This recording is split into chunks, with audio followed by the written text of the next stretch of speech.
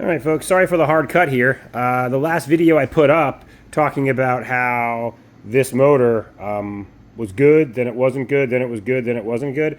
I lost the last bit of footage. I don't know why it didn't attach. Shout out to my buddy Guy for letting me know that it didn't upload, because it shows it in my editor. It isn't on YouTube for some reason. So I'm linking it here. Hopefully that video will cut right into this one.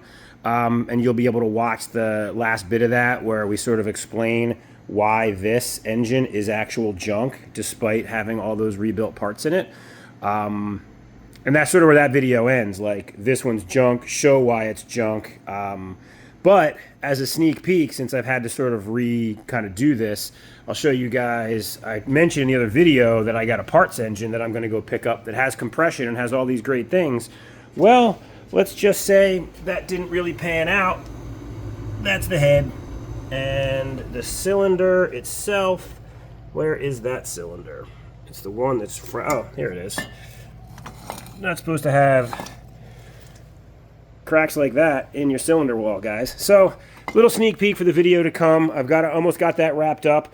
And I'll put that up on the channel so you can see where we go from that mess to this. But anyway, let me get to the other footage, and sorry for the disjointed editing here. I am clearly not a YouTube expert. All right, folks, final death knell. I've double-checked and triple-checked. I've had the case apart a few times to try to make sure that what's happened has happened. And here's what's happened, basically. So we know this case was line bored. I did all the measurements based on, you know, this cam journal, or this main bearing journal right here. And the one on the back, because they should all be the same except for the nose cone one. They're the same size, right? The case was clearly line bored. The crank was 25, I guess over technically, but the crank was undersized by 0.25 millimeters. The measurements for the case are 0.5 millimeters over, larger bore. I got those bearings. I got them in. The thrust back here is perfect. This bearing is nice and tight.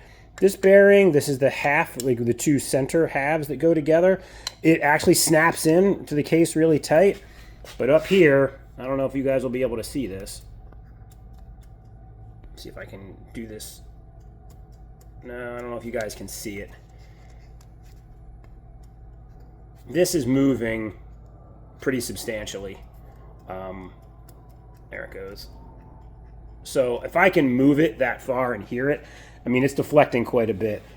And what it is if you look inside here, I don't know if I'll be able to show you. I put the light in here. This is the one bearing saddle here. And if you watch it as I move this all up and down, if I can get it to focus, I don't know if I can. You can see that one's not really moving. That one was nice and tight. I mean, I have a little bit of movement in the crank, but again, you want it shouldn't be bound up completely.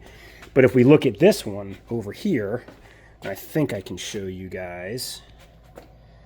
What we're looking at is that surface right in there is the, come on, focus on it.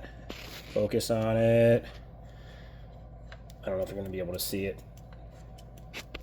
Yeah, you're not going to be able to see it. It won't focus right. Anyway, you can see that bearing moving up and down in the saddle. I would imagine the front one, because of how much it moves, is even worse than that. So at the end of the day, what it leads us to, will this help me show you guys better?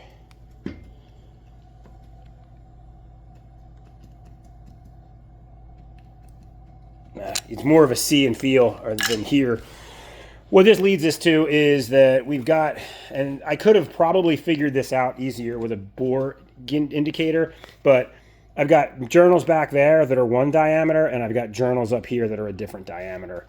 There's no coming back from that. The case was bored wrong. You know, I can't say that I've seen it before. Usually these things, if they're line bored, they're good. It's a bar that goes all the way through. I don't know if someone custom cut some of this stuff. It's a little bit weird to be bored so large and have zero thrust cut on it. The thrust of the throwout bearing, or the main bearing back there, number one bearing, the thrust of that's standard. So they didn't cut the thrust, but they bored this out clearly to larger than 0.5. And here's the main issue, right? If I could get bearings, and I've already talked about how getting bearings is impossible right now. Even if I could get bearings, I can't get these bearings because these bearings are now, they come in sizes. 0.5 is one oversized, 1 millimeter is next up. There is nothing in the middle. These 0.5s kind of fit. They felt good when I was putting them in there. It wasn't until it was clamped down that you can see them moving, and they're not moving by an additional 0.5, which means the next oversized bearing up is going to be too tight. It won't fit in here. So I'm in a weird no man's land position where I need different size main bearing diameters, and the next oversize up is no good.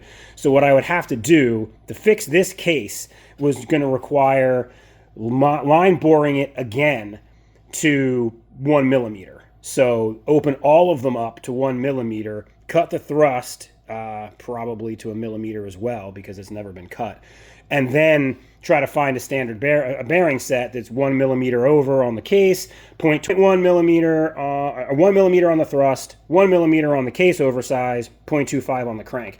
They do make that bearing. It does exist, but no one's making it right now. Like I talked about before, the bearing manufacturers, I talked to a machine shop, the bearing manufacturers are pretty much all shut down outside of 2. They're not manufacturing anything but standard bearings for the most part, and when they do, they get sucked up immediately by engine builders out there. So fixing this is not looking likely for me. I'm not going to junk it. Somebody could line bore it. Somebody could put it back together. A brand new case is $1,300 though. So you really have to think twice about, do you go through the headache of line boring a case, cutting a thrust, custom bearings, all that stuff, or do you just buy a set of standard bearings that are 25 under for your crank and throw it in a brand new case? If I was building this motor for a brand new car or a huge rebuild or something, that's probably what I would do, is I would buy a new case. What I'm going to end up doing is I found a Type 3 engine, bone stock, supposedly no real end play, because that's the thing, is checking the end play on these things. No real end play. It's like $500. Friends, it's a whole motor. Tins, intake, distributor, all of it.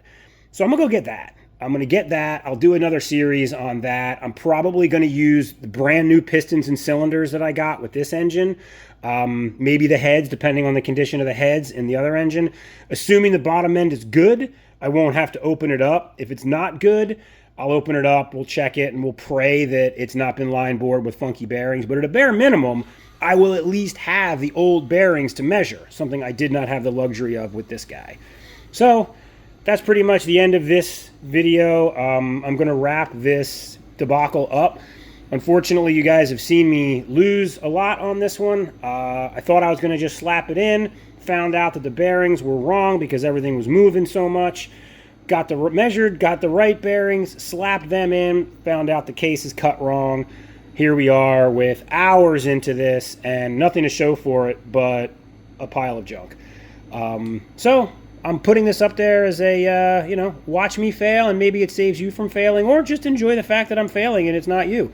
Either way, it's good YouTube. So stay tuned. I'm going to go hopefully pick up that motor tomorrow. I'll get this video up this weekend so you guys can watch my tale of woe and then follow it up with getting that other motor prepped and into this, because I really want to get this thing on its 4 wheels driving around. I got to rebuild the axles. I got the boots for them. And then this thing can go in with a new clutch kit. Or not this one, the other one. So we'll get it on its 4 wheels and get it moving. So that's the plan.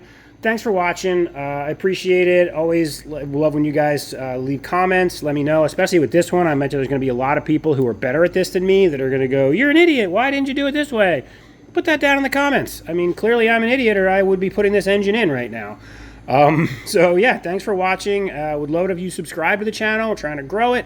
Would always appreciate a subscription so you can watch these when they come out. I try to get a video out every week. But yeah, thanks for watching, and I'll be back soon.